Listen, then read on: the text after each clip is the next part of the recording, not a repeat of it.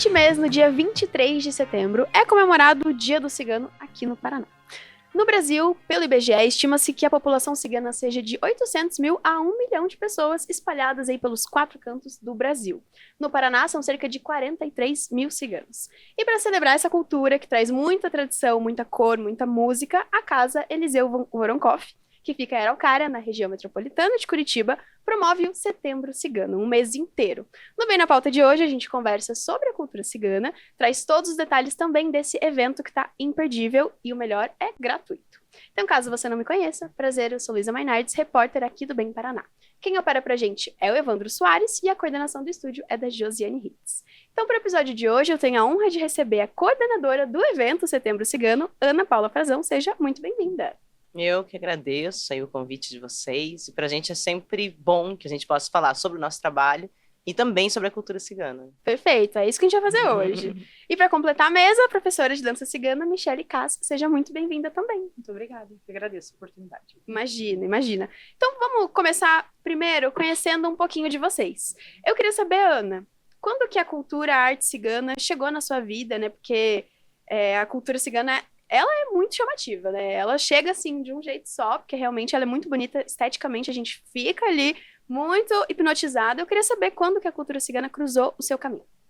Então, eu sou atriz, né, e diretora de teatro. Essa é a minha linguagem artística, enfim. Aí a gente foi abrir um centro cultural em Araucária. E aí a gente conhecia a Michele estava começando a dar aula de dança cigana, e aí nós pensamos, o que nós vamos colocar aqui nesta casa? Vamos colocar o que sabemos fazer. Ótimo. E aí foi assim, e aí a Michele veio com as aulas de dança cigana, e já naquele momento, a gente já tinha então tido um pequeno problema, né, quando a gente estava no Conselho de Cultura, em relação à cultura cigana, ao acolhimento da cidade e tal, e a gente já tinha discutido esse tema, e a Michele veio com as aulas, e a gente achou que era importante a gente falar sobre a cultura cigana, tendo em vista que os ciganos sofrem muito preconceito, né? E aí foi assim. Então, quando a gente abriu a Casa Eliseu Voronkoff, entraram as aulas de dança cigana e a gente começou a promover esse evento para tentar combater um pouco o preconceito contra essa etnia. E foi um pouquinho antes que você começou a entender a cultura, a conhecer a cultura. Como foi esse seu caminho para você conhecer mesmo as pessoas, as tradições, a música, enfim, tudo? Então, eu tenho uma militância na área da cultura há muito tempo. Eu já fui conselheira de cultura do Estado em 2013, 2014, 2012, 2013, eu acho. E já tinha sido conselheira lá. Então, a gente vem de uma discussão muito grande sobre as culturas, né? E aí, esses processos são muito formadores, né? Para a gente entender a diversidade, entender o respeito para a cultura que não é como a nossa, a importância, né, das culturas que precisam ser preservadas. Sim. Então, eu acho que vem daí esse caminho. Aí, na nossa cidade, então, eu trabalhei um tempo num setor da prefeitura, que era próximo a um acampamento cigano, e recebia crianças ciganas nesse espaço. E era uma relação interessante, assim, porque eles começaram a usar o banheiro, e depois começaram a ir brincar, depois começaram a tentar ler, né, e conversaram com a gente sobre essa dificuldade deles do acesso à escola, né, eles tinham saído da cidade e tinham saído da escola, e daí quando voltaram, não tinham conseguido voltar para o mesmo colégio. Na época até a gente ligou para a Secretaria de Educação e tal. E aí eu acho que é meio esse caminho, assim, que militar pela cultura faz com que a gente entenda, né, que as outras culturas precisam ser respeitadas. Sim. Eu acho que é mais ou menos por aí, assim. Bacana. E você, Michele, você é professora de dança cigana, né? E o palco já é a sua segunda casa, praticamente, eu imagino. Por aí. Mas como que a dança cigana chegou até você? Então, a dança cigana entrou na minha vida com a música. Porque eu sempre fui mais ligada à linguagem musical, tinha banda e tal. E eu descobri uma banda que eu gostei muito já de cara, assim, que é o Gogô Bordello, que é uma banda de punk cigano. Olha só, nossa, um nicho super específico. Super específico. E o que mais me chamou a atenção na banda não foi a guitarra, o baixo, a bateria, era o violino, o acordeão. Eu falei, cara, que som maluco é esse, mistura né? boa, né? E aí eu tava procurando aula de dança na época, mais como uma atividade física. E caí, né, na dança cigana. Falei, pô, se o som é tão legal, como que deve ser, né, essa dança? E eu costumo falar que foi paixão a primeira balançada de saia. Muito bom. Não é a vista, é a balançada da saia. Exatamente, porque aí eu me deparei com uma cultura muito rica, não era nada do que eu esperava, nada. Porque a gente sempre tem contato ali, esse contato, entre aspas, com os ciganos, mas é aquele outro, né? O sujeito ali que você não conhece, que você tem medo, que tem um monte de mística ao redor, Sim. um monte de preconceitos que a gente vem escutando desde criança. Então era uma coisa que eu não tinha contato mesmo, e veio por meio da música. E eu lembro que na época eu estava fazendo uma pós e eu mudei todo o meu tema do TCC para estudar a cultura cigana no cinema. Uhum. Que legal! E aí, lendo a respeito, eu falei, meu Deus, a história desse povo é cruel demais e ninguém sabe, isso não é passado na história, isso na escola a gente não ouve falar. E é, tipo, perseguição atrás de perseguição. Os caras estão aí no Brasil há muito tempo, e a gente não ouve falar deles, né? E quando ouve é de uma maneira muito pejorativa. Então a cultura cigana entrou por meio da dança, mas aí a dança me despertou esse interesse maior em conhecer suas tradições, né? Porque uma vez que eu dou aula, eu preciso conhecer quem é esse povo que eu estou representando por meio da dança, né? E aí foi um mergulho, assim, é um povo que eu aprendi a respeitar, tenho, assim, uma admiração muito grande, porque é uma cultura imensamente rica, né? E que, infelizmente, ainda é muito invisibilizada. Sim, vai muito além da dança a tua paixão, Nossa, então, né? sim. Que legal, que legal. Então vamos trazer um pouquinho de informação, né? Principalmente para quem não conhece, para quem fica confuso. Vamos falar sobre quem é o povo cigano, né? Quais são as origens desse povo? Ana, você costuma explicar para as pessoas? Já tá com essa resposta já na ponta da língua? Mais ou menos, mas eu acho que daí para falar isso, acho que a Michelle, ok. Michelle estudou mais a temática do que eu. Não, pode ser, pode ser. Então, até onde, né, me foi passado, eles teriam vindo do noroeste da Índia, né? Em diferentes momentos da história, em diferentes grupos, eles foram também para diferentes lugares do mundo, né? Só que assim, o romani, que é o idioma deles, é um idioma ágrafo, né? Então, o que a gente sabe é registrado em livros, né? Mas, assim, justamente por ser esse registro do outro, sim, toda vez que a gente encontra um registro, é um registro muito carregado de preconceito, né? Mas assim, até onde eu pesquisei, né? Eles teriam saído dessa região do noroeste da Índia, ido para diversos lugares do mundo, em diferentes momentos, e aí que a coisa foi a cultura deles foi se formatando em termos de dança e de música. Eu vou falar nesse viés, que é o que eu estudo, né? Longe de mim, enfim, falar sobre a história de um povo que não é meu, né? Não é a minha etnia. Mas eles iam, de certa forma, dialogando com a cultura daqueles locais, né? E também constituindo a sua própria cultura, né? Então, em termos de dança e de musicalidade, o que a gente tem é uma riqueza cultural muito grande, porque se você vai para a Rússia, eles dançam e tocam de um jeito. Se você vai para a Hungria, é outra maneira. Se você vai para o norte da África, lá no Egito, é outra dança, né? Vai para a região balcânica, tem muitas outras vertentes. Então, é uma cultura, assim, que é muito rica, né? De uma história milenar, né? De muito tempo, e que eles vêm, ao mesmo tempo que eles preservam o folclore local, eles também vêm ressignificando esse folclore com a sua própria linguagem. Então... Sim, imagina que até no Brasil, né? O Brasil que é um país continental, se você pegar um povo do norte... Pro sul deve já ter muita diferença, né? Aqui no Brasil, até entre o povo cigano, eles têm etnias diferentes, têm subgrupos diferentes.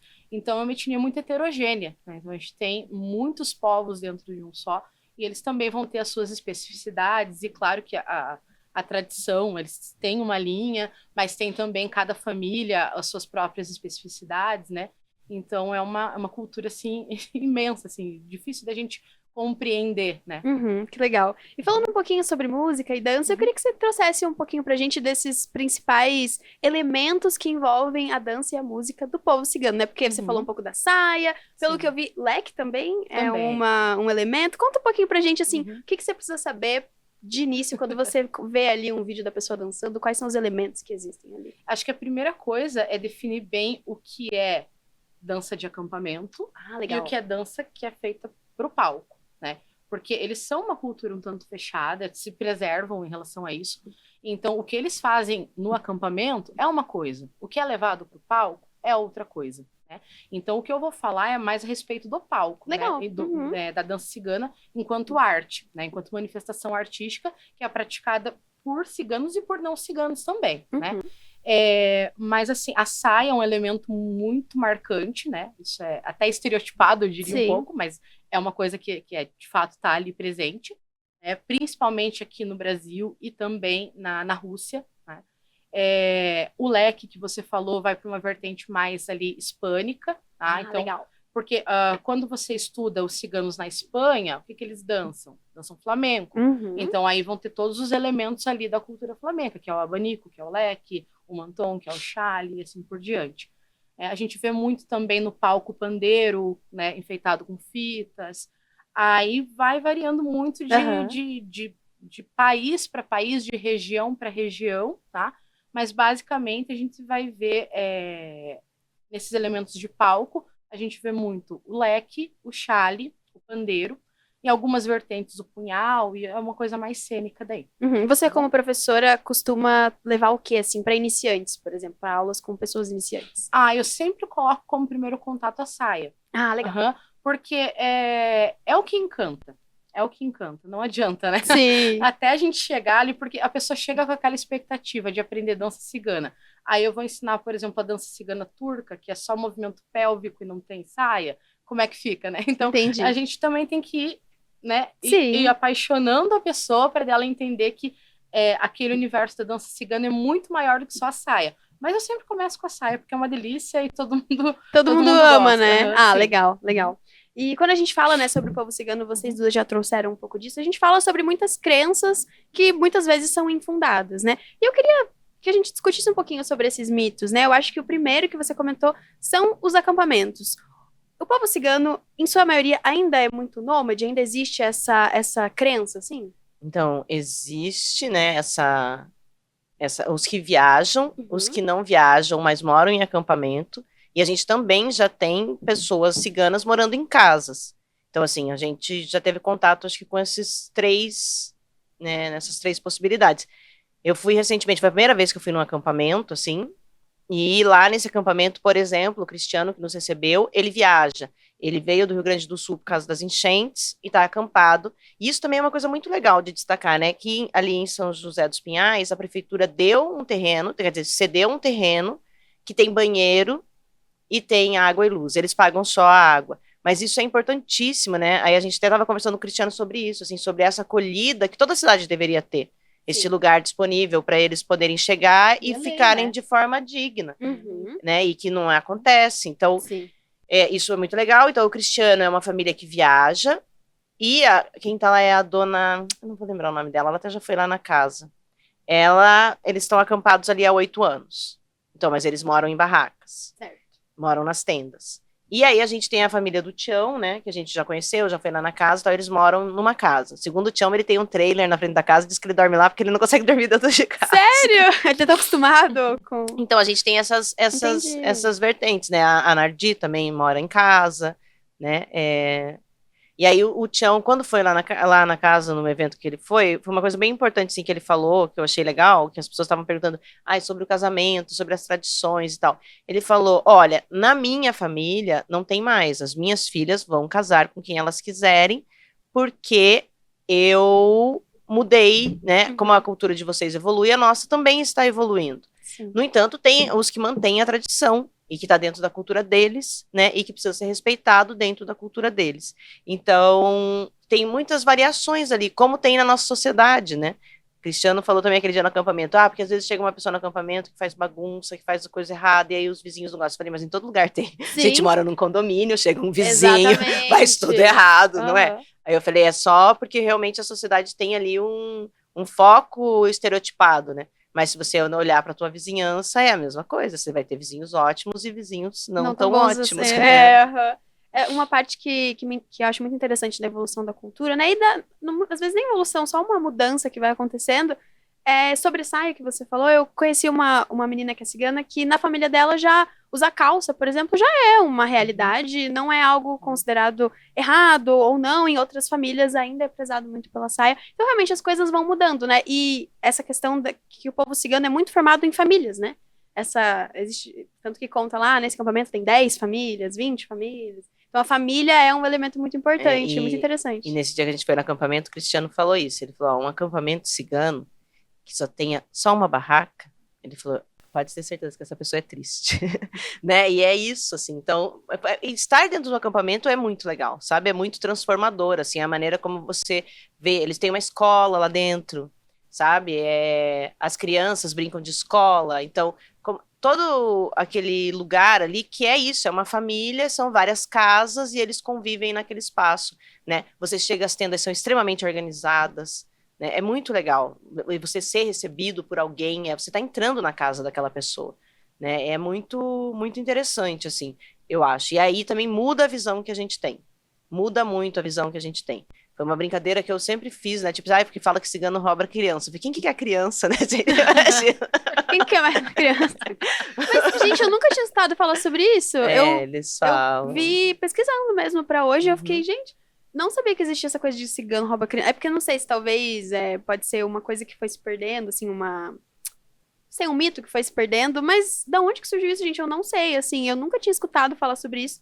E é algo que eles precisam lidar muito, as pessoas chegam com, assim, muitos estereótipos. Eles assim. são muito diferentes, né? E aí isso preocupa os dentes de ouro, porque é claro, é a maneira como você tem de guardar os bens, essa coisa... Idioma, né? O idioma, o lugar que eles moram, daí de repente eles têm um bom carro, obviamente, porque eles viajam. Sim, né? é necessário. Então, aí a gente não consegue, a nossa noção de propriedade é muito outra. Uhum. É muito diferente, né? Dessa liberdade que eles têm. Então a gente vê, porque é isso, a gente não consegue ver o mundo com os olhos de outras pessoas, né? A gente vê com os da gente.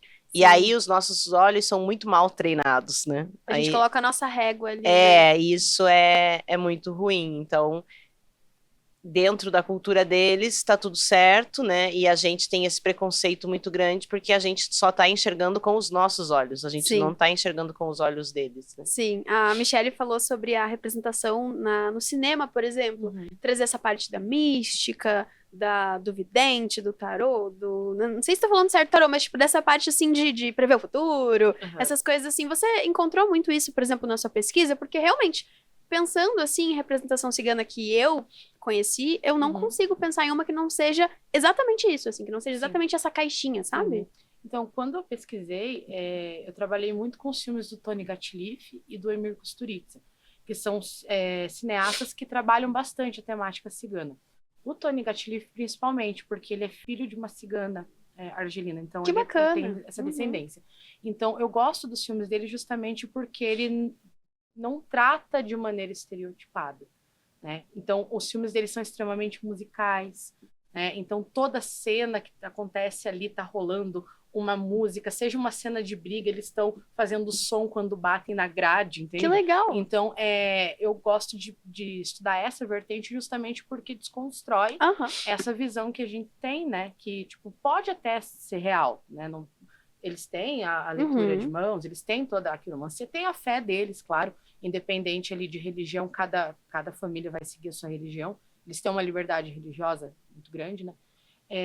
Mas a gente entender que aquilo, nada dentro da cultura cigana, até onde eu estudei, é regra. Eles têm as regras deles, claro, eles têm lá as suas tradições, tudo que é seguido à risca, mas a gente, quando vai estudar, a gente tem que tomar esse cuidado para não enxergar, porque eu vi isso num filme, então isso é verdade. Porque eu conheço uma cigana da família tal e ela me falou isso, então isso se aplica para todas as famílias, né? Então não é bem assim. Sim, nenhuma etnia, né? Nenhuma etnia. Perfeito. Então, os filmes que eu busco pesquisar, eles têm essa característica de trabalhar de uma maneira menos estereotipada, assim, mais muitas vezes colocando atores de etnia romani mesmo, que sabe, legal. no elenco. Então... que legal, que legal. Deve ter sido um mergulho super interessante, né? Então vamos falar um pouquinho sobre o Setembro Cigano. Eu acho que é um evento aí que eu, por exemplo, não conhecia e eu fiquei muito maravilhada porque realmente o nome é isso mesmo, Setembro Cigano, setembro inteiro praticamente. Queria então que você contasse um pouquinho, Ana, de quando surgiu essa iniciativa. Esse ano é o 7º, é isso? Isso, 7º ano. E como que tem sido esses últimos anos nessa promoção desse evento? Então, a gente sempre tenta, então, reservar esse mês para trazer essa discussão. E também a gente aproveita também para arrecadar doações, né, e tal, e a gente sempre mantém essa parceria também com a Confederação Brasileira Cigana, através da Nardi, né, pra gente, primeiro, não fazer bobagem, não falar bobagem, depois também a gente fazer com que isso chegue realmente a quem precisa, né. E a ideia é, principalmente, tentar informar as pessoas para combater o preconceito. que as pessoas comecem a entender, né, que está ali um ser humano, com uma cultura totalmente diferente da nossa, mas que merece respeito, né? A gente tem que aprender que a gente tem que ter igualdade respeitando as singularidades, né? Acho que isso é uma lição importante. Então, esse mês é sempre para isso. E aí, claro, a gente aproveita para dançar, né? Porque a gente gosta. Porque a gente gosta. Mas eu acho que a intenção maior é sempre essa. E a gente tem buscado cada vez mais, eu acho, tentar, de alguma maneira, fazer com que isso realmente reverbere para eles. Então, a gente fez 6 anos sem recurso, né? A gente sempre fez com os nossos próprios recursos, do jeito que dava. E esse ano a gente tem o apoio do Profice, que é o programa do Estado, né, de fomento e incentivo à cultura. E aí a gente também tentou fazer de uma forma com que recursos chegassem para eles. Então, a gente vai ter estagiários, né, da etnia cigana, que vão fazer a abertura de uma exposição, que foi legal. esse material que a gente colheu lá no acampamento, né? Uhum. A gente fez uma oficina de audiovisual lá, com a ideia de repente, capacitar ali os mais jovens para que eles façam os próprios registros, porque muito do que a gente vê sobre cultura cigana é feita por brasileiro, como chamam eles, né? Eles nos chamam de brasileiros. Então, você tem muito isso, assim, esse olhar não é o olhar cigano, é o olhar de outra pessoa. E aí também lá dentro, né, a importância para eles de poderem falar sobre a cultura deles, de desmistificar, de falar que, olha, nós merecemos respeito, do preconceito que as crianças sofrem nas escolas. Então isso também está na nossa programação, a gente vai fazer uma mesa sobre isso. E eu acho que é informar, né, o objetivo do Setembro Cigano é informar. E daí a gente aproveita para fazer oficina de dança, o prefeito... Mas assim, todo ano a gente tem feito isso, recolhido doações, tentado falar sobre a cultura, e colocado a questão da dança, porque né, é o que a gente faz dentro desse recorte, Sim. no final das contas. Então, a gente sempre tem uma mostra de dança, e esse ano a gente vai ter as mesas de debate, aí a gente vai ter uma programação mais ampla este ano. Uhum, que legal. E você vai estar participando, dando aula? Ou não? Não. Ah, A minha turma ali da Casa Eliseu vai participar da mostra, né? legal. Não sei. Vai ter apresentação. Você vê a coreografia que ela fez, nós estamos parecendo, eu falei, a gente tinha que ir para a Olimpíada. Ah, é? Tá difícil assim? Você vê o tanto de leque que a gente joga e sacode, joga leque, abre leque, fecha leque. Atleta de alto rendimento Eu já. falei, gente, é a Olimpíada isso aqui. Ah, que legal, que legal. E você vai estar dançando também junto com as alunas? Vou. Ah, claro, né? Tem. Tem que estar, A né? gente tem que se divertir também, né?